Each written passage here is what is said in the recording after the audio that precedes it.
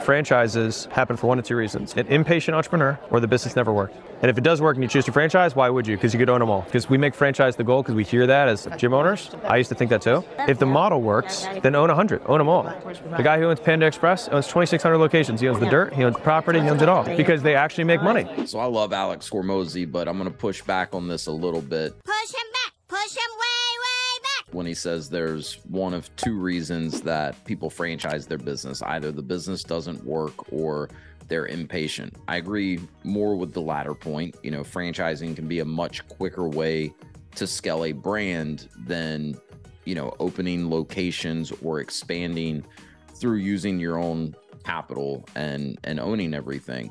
But there's a lot of other reasons that people have franchise businesses, and there certainly are people that have had a business that didn't really work and they franchised it. Unfortunately, there's plenty of examples of unsuccessful franchise businesses, but there's other reasons that people would franchise their business as well. Quite a few other reasons. You know, some franchises are essentially created to be distribution outlets for a product or a service that the franchisor, the founder, you know, have. One of the franchises my wife and I own, we sell a high-end custom product that's proprietary, and the franchise originally came out of the founder and the creator of that custom product wanting a distribution outlet. He started with a dealership model, but, you know, really didn't have the type of control that he wanted to make sure that the quality of product, service, and experience for the customer, you know, was equal across the board. So he ultimately converted that to a franchise, which gave him a little bit more control over brand standards and a lot of other things because of the legal, you know, agreement that's in place between franchisors and franchisees. So that's one example. I mean, look at McDonald's, which I've heard Alex talk about in other videos. You know, McDonald's is such a large franchise, not because McDonald's doesn't have the money themselves to go out and open locations, but it was just a great way for them to scale. And, you know, they own most of the real estate that their franchisees own. So, you know, the franchise business itself is really just a mechanism for them to own all of this real estate. Plus they have, you know, revenue streams at the top line revenue level, right? They're getting a royalty from all of these locations.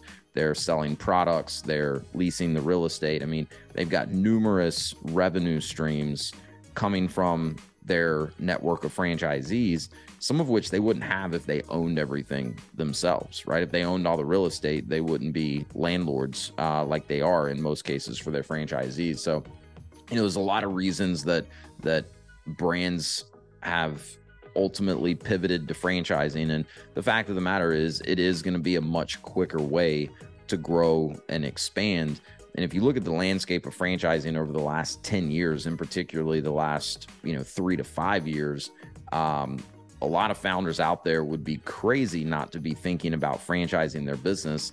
As private equity's gotten more and more involved in franchising, the multiples that they've been paying for, you know, emerging franchise brands that still have a lot of growth potential ahead of them are just astounding. I mean, we're talking 20 to 25 multiples on EBITDA. So any founder out there that's got a business that's good enough to franchise and they build it the right way, they'd be crazy not to be, you know, looking at franchising their business. So the last point I'll make, because I don't really agree with this either, is, you know, the first reason he mentions that people would franchise a business is because it doesn't work. I mean, all you have to do is look at all the successful franchise businesses that are out there, regardless of the reasoning of why, you know, the founders decided to franchise the business. There are countless very, very successful franchise businesses out there. So I don't agree with that point, but it's an interesting, you know, thing to kind of think through, and not every business is going to be right for franchising. So certainly something that, you know, founders want to put a lot of thought and consideration into.